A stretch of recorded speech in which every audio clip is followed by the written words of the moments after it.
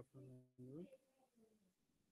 तो पढ़ेंगे English of algorithm 80 question lab है। जो लैब है इंग्लिश ऑफ एल्गोरिथम का जो एक्सपेरिमेंट है that is longest common sub sequence के बारे में पढ़ेंगे कि कैसे अगर आपको दो स्ट्रिंग गिवन है, ठीक है, जो डिफरेंट लेंथ की हो सकती है, उनमें आपका जो सब सीक्वेंस है जो कि लॉन्गेस्ट है, लॉन्गेस्ट कॉमन सब सीक्वेंस कैसे फाइंड आउट करें। फॉर एग्जांपल देखिए, जैसे ये सीक्वेंस का स्ट्रिंग है ABCDEFG, तो ABC BDF AEG ये सब इसके क्या करते हैं, सीक्वेंस हो सकते हैं।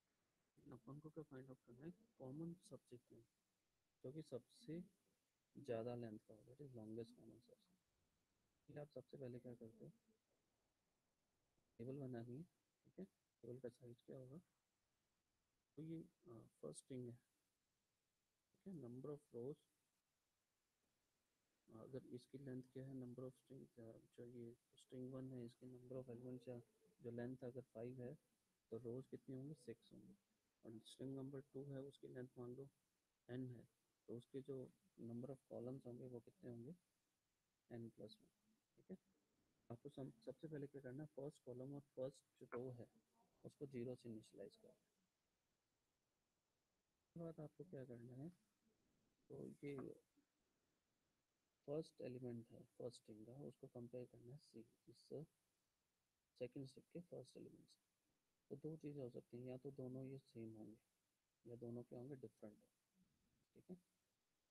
जैसे इस केस में क्या है, दोनों क्या डिफरेंट।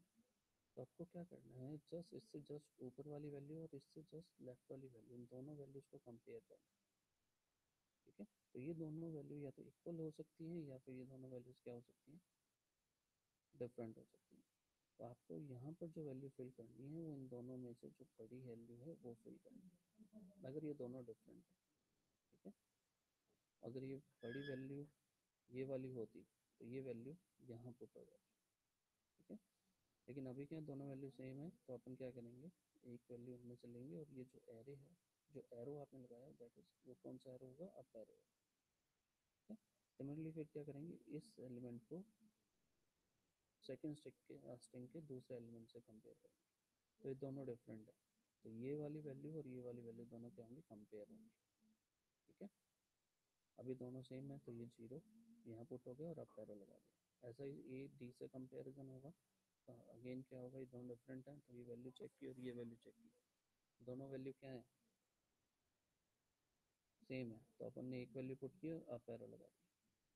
ऐसा ही इसके लिए होगा, किसके लिए, ये वाला जो एलिमेंट है ये इस एलिमेंट से कंपेयर होगा, दोनों एलिमेंट क्या है, इक्वल है। इक्वल जब भी कंडीशन आती है तो आप क्या करेंगे, डायगोनल पे जो वैल्यू है उस वैल्यू में +1 करके यहाँ वैल्यू पुट कर देंगे और एरो कौन सा, डायगोनल एरो। सेम प्रोसेस किसके लिए होगा, सेकंड रो के लिए, फिर थर्ड रो के लिए, फिर फोर्थ रो के लिए एंड सो ऑन। तो यहाँ देखिए, जैसे ये सी है, सेकंड रो का जो फर्स्ट एलिमेंट है दैट इज सी, ये कंपेरिजन हुआ सी से, तो दोनों क्या हैं, इक्वल हैं, तो आपने डायगोनल वैल्यू 0 देखी, उसमें +1 किया, अब डायगोनल एरो आ गया। अब ये सी किससे कंपेयर होगा, बी से, तो आपने ये वाली जी वैल्यूबल आपको फिल करनी है, तो इसके जस्ट ऊपर वाली वैल्यू चेक की और ये वैल्यू चेक की, इन दोनों में से बड़ी वैल्यू कौन सी है, दैट इज 1, तो आपने यहाँ 1 पुट किया और कौन सा एरो आ गया, लेफ्ट एरो। ऐसे ही सारी वैल्यूज को आप क्या करेंगे, फिल करेंगे। उसके बाद आपको क्या करना है, लॉन्गेस्ट कॉमन सब्सिक्वेंस निकालना है। तो आपको सिंपल क्या करना है, इस लास्ट एलिमेंट से आपको स्टार्ट करना है और जैसे जैसे एरो जा रहे हैं वैसे वैसे आपको चलते जाना है। कहाँ तक चलते जाना है, जब तक कि आप फर्स्ट रो या फर्स्ट कॉलम में नहीं आ जाते। तो जो भी डायगोनल, जहाँ पर डायगोनल एरो आएगा वही आपका लॉन्गेस्ट कॉमन सब्सिक्वेंस होगा। तो आप देखिए, जैसे यहाँ 2 से स्टार्ट किया, फिर यहाँ है, फिर इस यहाँ पर 2 पर है, तो यहाँ डायगोनल वैल्यू है, तो आप यहाँ पर आए, ठीक है। तो ये डायगोनल का मतलब है कि आपके पास में अगर डायगोनल वैल्यू भी आ रही है तो वो आपके लॉन्गेस्ट कॉमन सब सीक्वेंस का पार्ट होगा वो। तो यहाँ क्या है, ए, तो आपने फिर यहाँ पर आकर आपने लेफ्ट लेफ्ट लेफ्ट चले, फिर यहाँ पर आए तो आपने देखा कि अगेन डायगोनल आ गया। तो आप जैसे ही डायगोनल एरो पे चलेंगे तो आप कहाँ पहुँच जाएंगे, फर्स्ट कॉलम में पहुँच जाएंगे, ठीक है। तो आपका जो लॉन्गेस्ट कॉमन सब सीक्वेंस कौन कौन कौन सा होगा, कौन कौन से डायगोनल एरोज आए, एक तो ये सी और एक ये ए। तो आपका लॉन्गेस्ट कॉमन सब सीक्वेंस क्या होगा, सी ए। ठीक है, ये देखिए ओके। अब अपन इसको करते हैं कैसे एग्जीक्यूट होगा ये। तो आप देखिए सबसे पहले आपको क्या करना है, कोई चीज़ इधर आ जाइए मेन पे। तो आपने पहली स्ट्रिंग ली, उसके बाद आपने यूजर से सेकंड स्ट्रिंग वाई एंटर कर दिया, उसके बाद आपने एक फंक्शन लगा दिया एलसीएस, देन आपने एक फंक्शन लगाया प्रिंट करने का फंक्शन। तो सबसे पहले देखते हैं ये एलसीएस फंक्शन क्या है। एलसीएस फंक्शन में देखिए क्या है, आपने दो वेरिएबल लिए, एक एम और एक एन। एम क्या है, फर्स्ट स्ट्रिंग थी एक्स उसकी लेंथ, और एन क्या है जो सेकंड स्ट्रिंग थी उसकी लेंथ। आपने क्या किया, ये फर्स्ट कॉलम है, तो आपके जो फर्स्ट रो है उसको आपने क्या कर दिया, जीरो कर दिया। फिर आपने क्या, फर्स्ट कॉलम है, इस फॉर लूप से फर्स्ट कॉलम को आपने क्या किया, सारी वैल्यूज़ को जीरो कर दिया। फिर आपने एक फॉर्मूला दो प्रूफ लिए, ठीक है, कंपैरिजन करने के लिए स्ट्रिंग के जो एलिमेंट्स हैं उनको कंपैरिजन के लिए। तो फर्स्ट जो स्ट्रिंग आएगी वो क्या होगी, किसके लिए होगी, जो आप रो वाइज एलिमेंट्स को, फर्स्ट रो के एलिमेंट को आप और कॉलम के सेकंड स्ट्रिंग के सारे एलिमेंट से कंपेयर कर रहे हैं, यानी फर्स्ट स्ट्रिंग के फर्स्ट एलिमेंट को सर जो सेकंड स्ट्रिंग है उसके सारे एलिमेंट से कंपेयर कर रहे हैं। तो फर्स्ट रो तो क्या करेगी, फर्स्ट स्ट्रिंग के एलिमेंट को डिनोट करेगी, और ये जो सेकंड फॉर लूप है वो किसको डिनोट करेगा, आपके सेकंड स्ट्रिंग के एलिमेंट।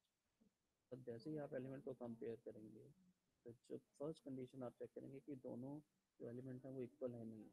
अगर इक्वल है तो आपने क्या किया, तो भी उसकी डायगनल वैल्यू पे, डायगनल वाली पोजीशन पे वैल्यू उसने +1 किया, और सी का मतलब है कि डायगनल है। आपने एक बी आई जे एक मैट्रिक्स और ले लिया, वो आपने उसमें क्या इंसर्ट कर दिया, डायगनल, यानी सी वैल्यू को इंसर्ट कर दिया। तो अगर दोनों एलिमेंट कम इक्वल नहीं है तब आप क्या करोगे, तब आपको क्या करना है, तो उसके जस्ट ऊपर वाली, उससे जस्ट ऊपर वाली रो में वैल्यू है और उससे जस्ट पहले वाले कॉलम में वैल्यू है, उसको कंपेयर करना। उनमें से जो बड़ा होगा, अगर मान लो ऊपर वाली वैल्यू, जो ऊपर वाली एरो वाली वैल्यू बड़ी है, तो आपने वो वैल्यू को सी आई जी में इंसर्ट कर दिया, और उसमें एरो जो आएगा वो क्या आएगा, अप एरो आएगा। अदरवाइज आप क्या करोगे, तो फर्स्ट कॉलम वाली है उससे जस्ट पहले वाली कॉलम वैल्यू है उसको आप सी आई जी में इंसर्ट करोगे, और जो एरो आएगा वो कौन सा होगा, लेफ्ट एरो। यह आने के बाद आपको क्या करना है, प्रिंट करना है। पहले से इसको प्रिंट करने के लिए देखो, आपने एक फंक्शन बनाया था प्रिंट, सिंपल सा वही है जो आपने लास्ट वैल्यू से स्टार्ट किया था। अगर आई और जे इन दोनों में से कोई भी जीरो है तो आप कुछ प्रिंट नहीं होगा, कोई वैल्यू ही नहीं होगी। अगर एरो कौन सा है, डायगनल एरो, तो आप सिंपल क्या करोगे, इस प्रिंट को वापस कॉल करोगे i-1 और j-1 के लिए, क्योंकि डायगनल, जब भी आप डायगनल वैल्यू पर जाएंगे तो आपके रो नंबर और कॉलम नंबर दोनों -1 है। तो उस वैल्यू के लिए अगेन आप क्या करोगे, प्रिंट फंक्शन को कॉल करोगे। तो अगर वहाँ पर क्या है, अप एरो है, अप एरो तो आप प्रिंट फंक्शन कौन सा कॉल करोगे, अप एरो का मतलब क्या है, आपकी रो कम हुई है, तो रो आप प्रिंट जो फंक्शन कॉल करोगे किसके लिए करोगे, i-1 और j के लिए। अगर अप एरो नहीं है या डायगोनल एरो नहीं है तो कौन सा एरो होगा, लेफ्ट एरो होगा। तो लेफ्ट एरो में क्या होता है, कॉलम नंबर कम हो जाता है। तो आप जो प्रिंट फंक्शन है वो किसके लिए कॉल करेंगे, i के लिए और j-1 के लिए, कॉलम नंबर एक कम हो गया। ठीक है, ये प्रिंट फंक्शन का एग्जीक्यूट करके देखते हैं क्या आता है।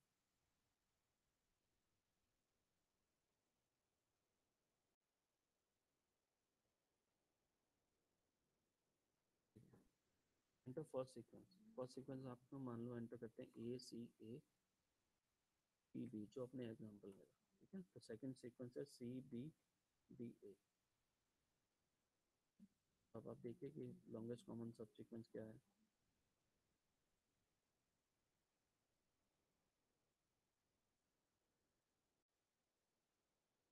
Longest common sub sequence is CA। ठीक है, अगेन ये एग्जीक्यूट हो गया इसलिए वापस दिखा रहा है वो एंटर फर्स्ट सीक्वेंस। ठीक है, तो इस तरह से आप इसको एग्जीक्यूट कर सकते हैं, इसको longest common sub sequence. Thank you.